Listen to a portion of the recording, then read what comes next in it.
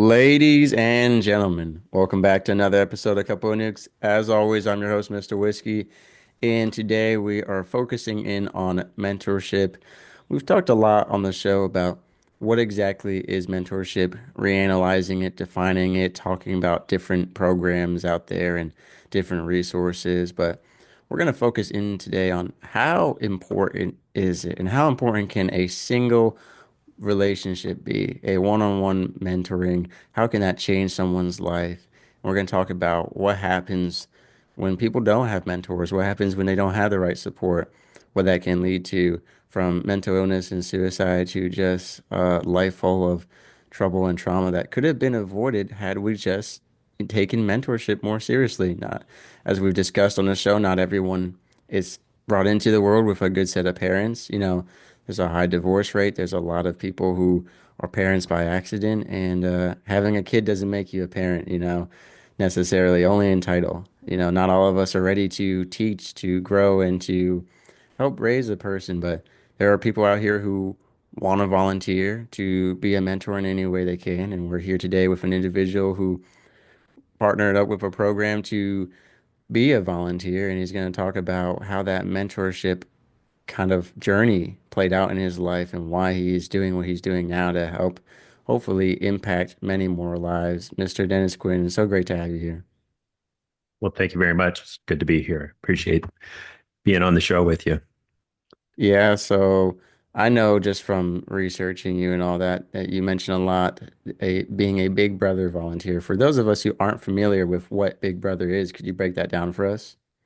Sure. Big Brothers and Big Sisters is a national organization that has been around for quite a while, and they primarily used to focus solely on one-to-one matches where they would match an adult volunteer with a child. The Big Brother side of it was a lot of times boys growing up in a home where they did not have consistent male contact. And so the program has then evolved into they have different mentoring opportunities that aren't always the one-to-one out in the community type deal. Where I came from was I'm the second oldest out of a family of nine children. And how I found out about Big Brothers is we would be sitting around the TV watching shows and they would have commercials about Big Brothers and Big Sisters.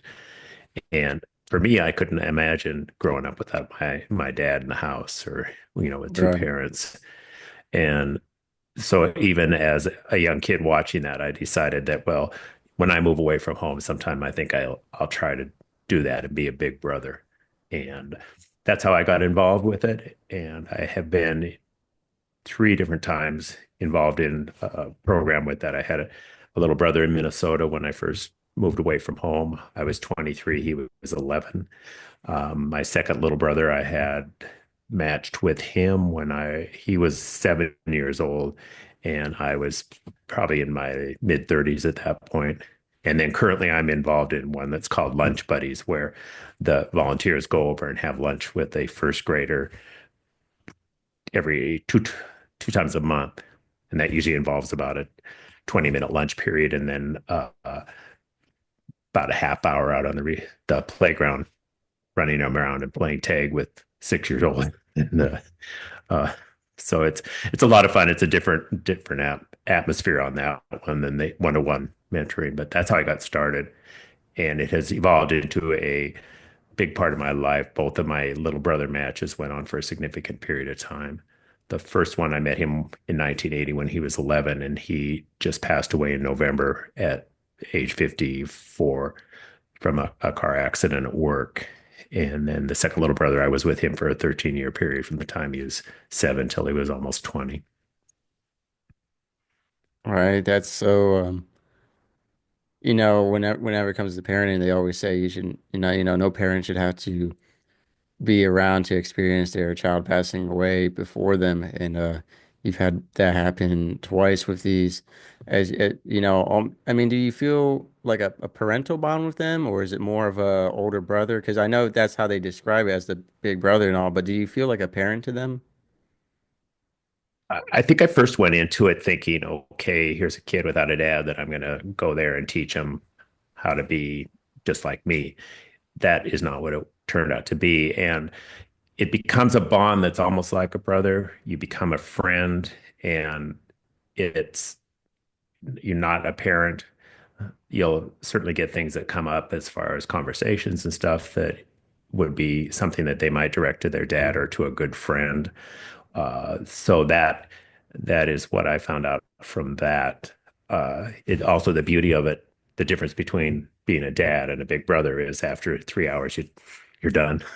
See you next week, kid, and Right. back to the parent. But for me, they had asked for a year commitment is what they asked initially for it because they didn't want these kids to get close to somebody and then have them leave after a couple months. Some of them had had enough of that in their lives as it was.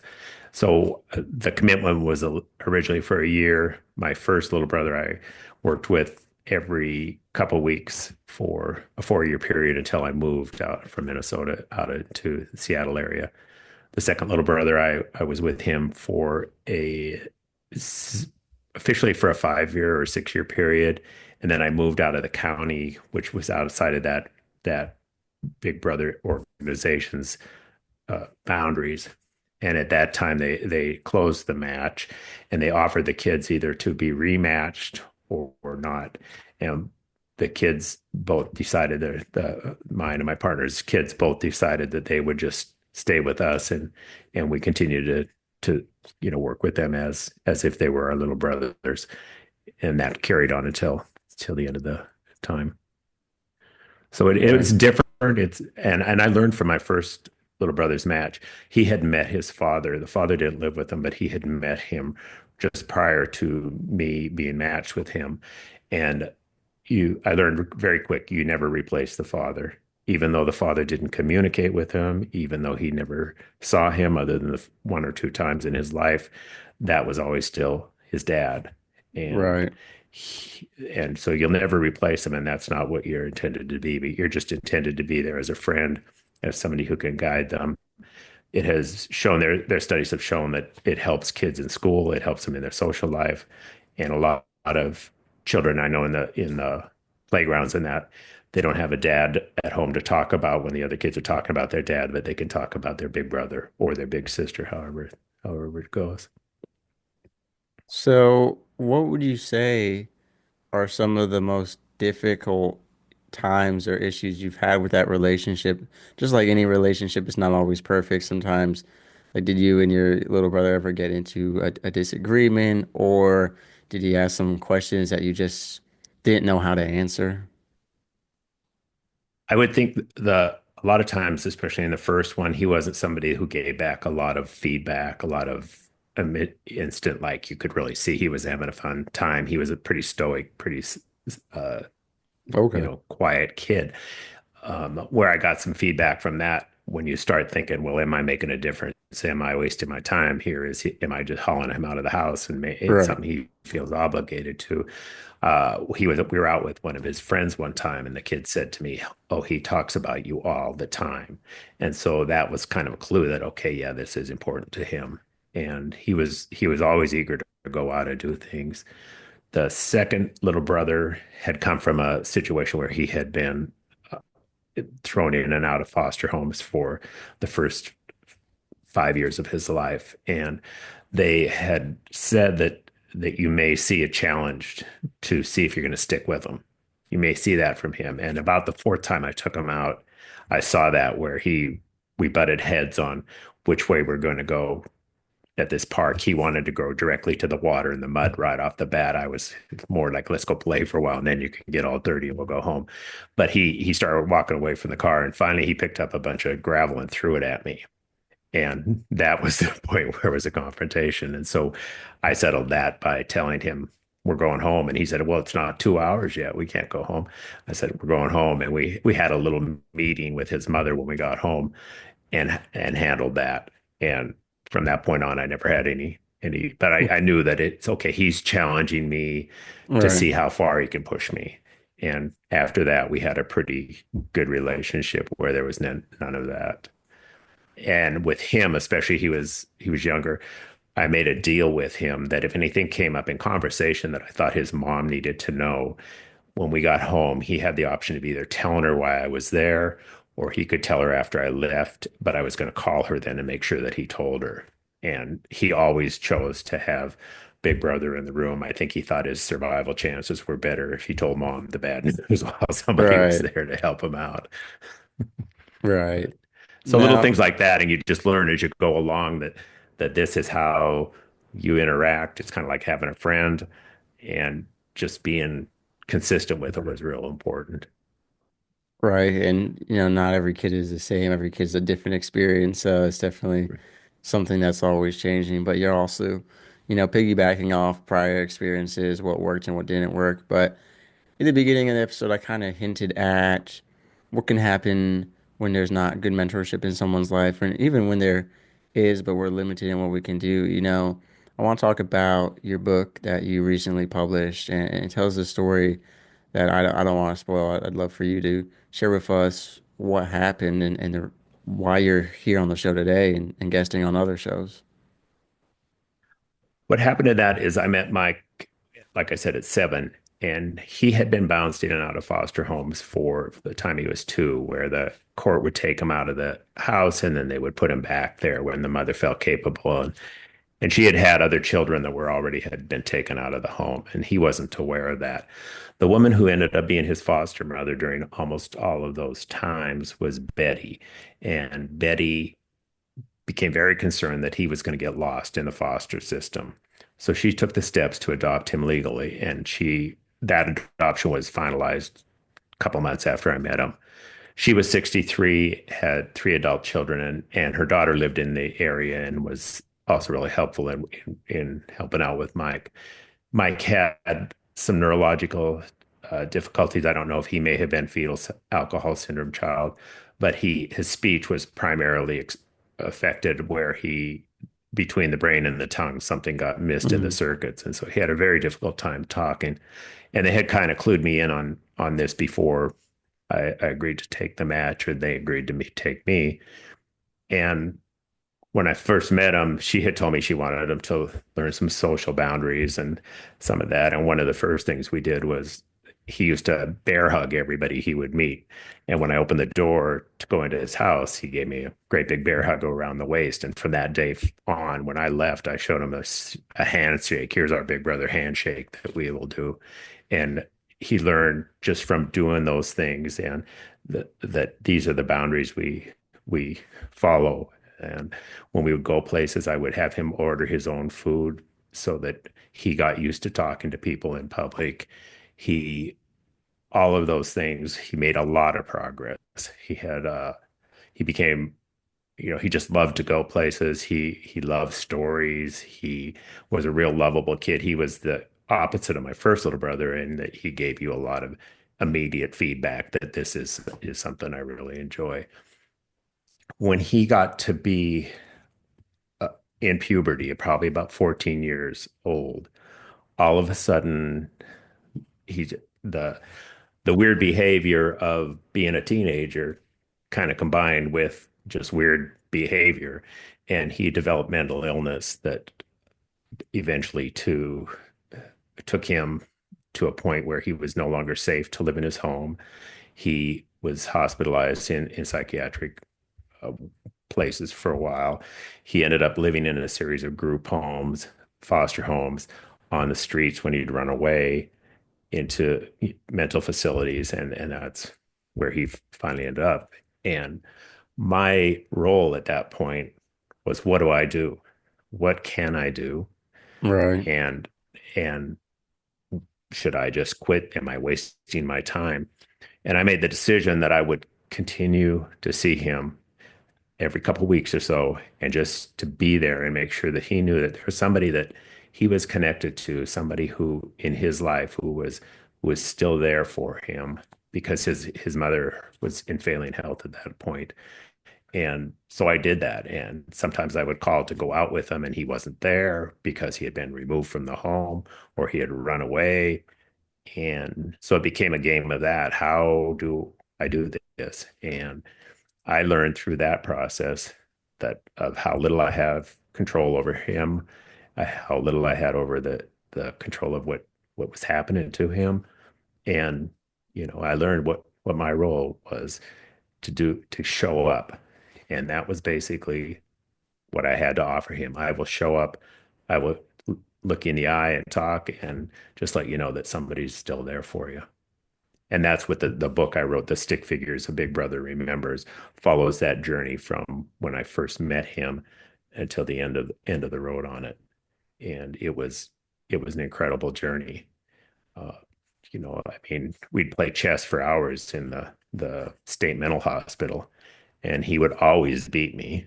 But yet he couldn't Right. cope on the outside life. But he was a very intelligent guy, and the medications would help sometimes, and it would silence the voices in his head, but it also silence him and play foul things with his body, throw his weight off, all of that. So that whole struggle to see him go through that and never knowing what he was going to look like and what state he would be in when you saw him from one week to the next, it was pretty powerful. You know, Right. And to confirm, he did ultimately end up taking his own life, correct? Rick. Yeah. And so how long has it been since that happened? That happened in 2006 is when it was. And I went up and got his things from the hospital, and then it took me. I went through. He had two boxes left. That was it. Two boxes of stuff. That was his whole leftovers from his life. And I Right. went through it, and most of it was dirty clothes that I threw away. But then the other box I didn't go through. It took me 5 years to get to the point where I went through that. For it sat in my closet, and I just didn't have the nerve or just let it go that I didn't do that. Right. And one of the things I saved out of that, the first day I got the boxes home, I pulled out the chessboard that we had used to play chess every couple of weeks when we would go there. That was kind of the cement of the relationship at that point, was the chess games and talk a little bit. Yeah. Yeah. So how long was it? Because I know we mentioned your book was recently published. So when did the book come out and what was the delay between writing it? What sparked that idea of eventually writing it? Actually, the first day I met him, I thought this is pretty a unique situation, and someday I'm going to write a book about this. I did a lot of writing in my career, and I thought I will do that. What took the time was from the time he passed away. I wrote a lot of different parts of it. I lot that. Then at COVID, which hit about 5 years later, I continued got a lot of it done and hadn't put the format of together or what exactly this. I knew the storyline, but what pieces were going to be in there. And then when I retired, then I had the time to do it, to get right at it, and and that's when I did, and that's why I finished it up then. But it took over that period of time in order to get that done. I did a lot of writing. I was did marketing when with for the real estate team that I was on, and that was a continual, nonstop work. And I just didn't have the energy to put into the book and into that emotional writing that I did when I had either the COVID break or the retirement. So and then there was a huge learning curve too on putting the book together itself, which Right. it was pretty good. So how are you doing nowadays emotionally with, obviously that's a very scarring event, and have you dealt with a feeling of inadequacy, like you did all that you could, or do you feel like you didn't do enough? Like how has that emotional roller coaster since that passing been like? Finishing up the book was uh, good closure. It was a help for me to go through that and to finally get it down on paper and to finally take it from one point to the next, from the start to the end. The emotional part of it was really difficult. I missed him a lot. I struggled with how a child would be born in this world with all those disabilities, all those challenges, the broken family to start with, and then continue on through that and make, you know, next thing you're all of a sudden getting mental illness that you're not in charge of. It I feel very very, very, very good about did I do enough? I did everything I could. I went out there consistently, and that is, there was nothing I could do about it. But I did what I could.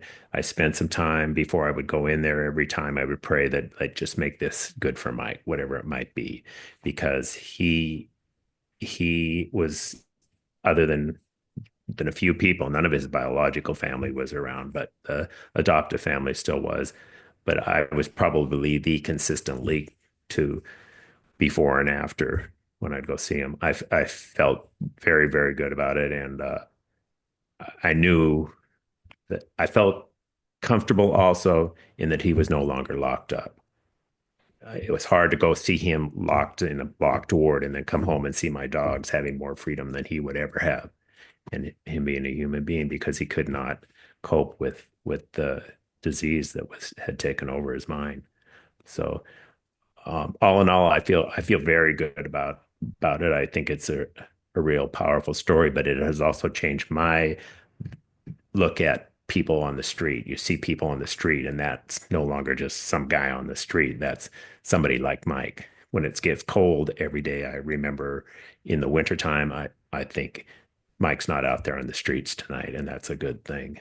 And he had a profound effect on me, spirituality wise. We used to talk about God periodically, and it helped me become a better man, just spending that time with him and seeing what he was, what kind of a situation he was in, seeing the angels that were taking care of the people in those rooms. They are doing work that nobody else can do, and it touched me in a lot of different ways. But I feel very comfortable. I'm glad I had that time with him, and everybody, his mother gave him a chance, and that was the most important thing in his life, is he had a chance to, and it just didn't work out.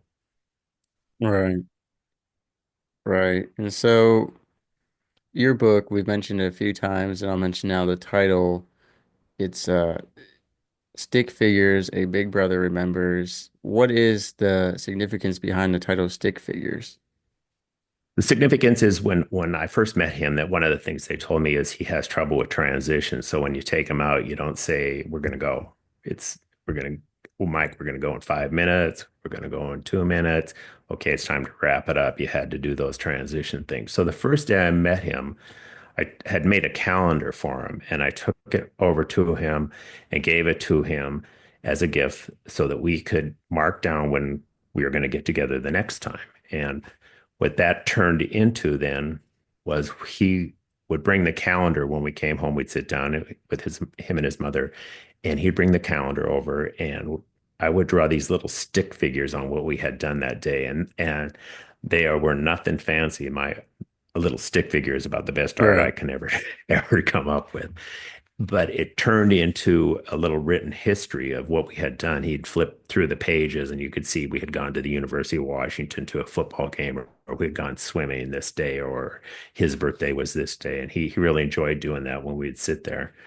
And we continued that for about 4 years to of doing that. And each year he'd get a calendar from me for Christmas, and then we would continue on doing that.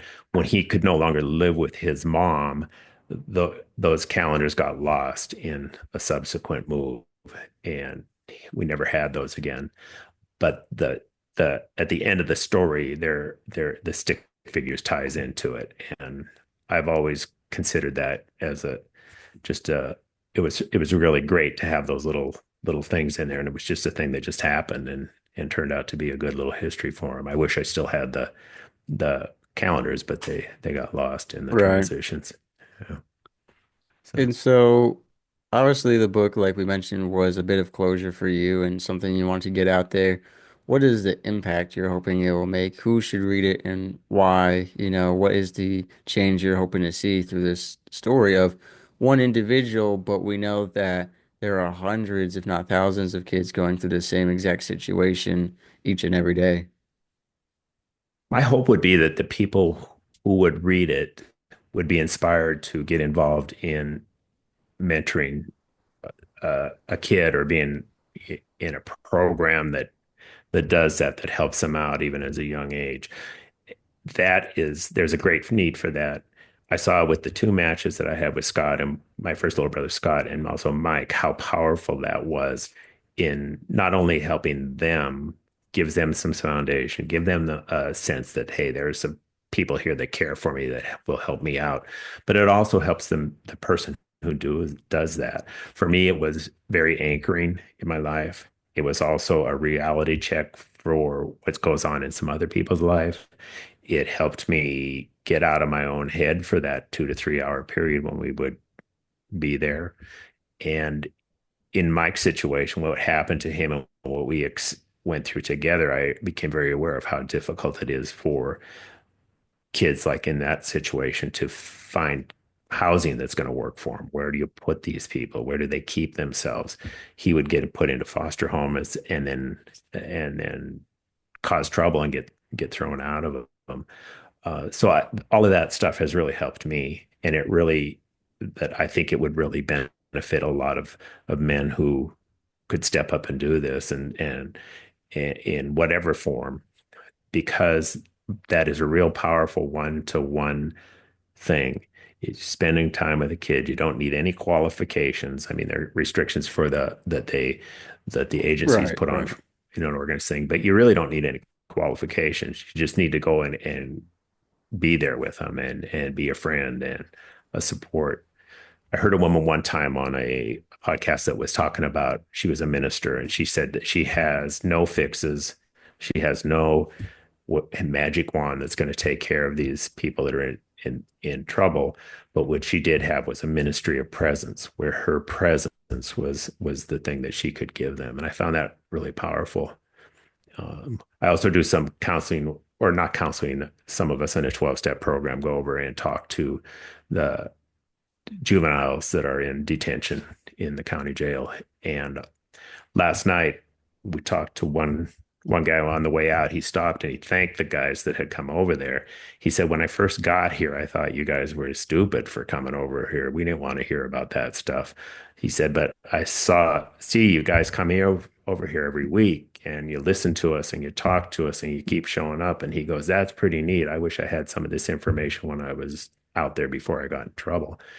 And I thought that was a pretty good illustration of Right. what we can do is just show up and talk to these guys, and they sooner or later get the drift that, hey, there's people out there that are willing to help me out, and that's kind of what we try to give them. Here's some resources you can use when you get out, or throughout your life, or some of your family can.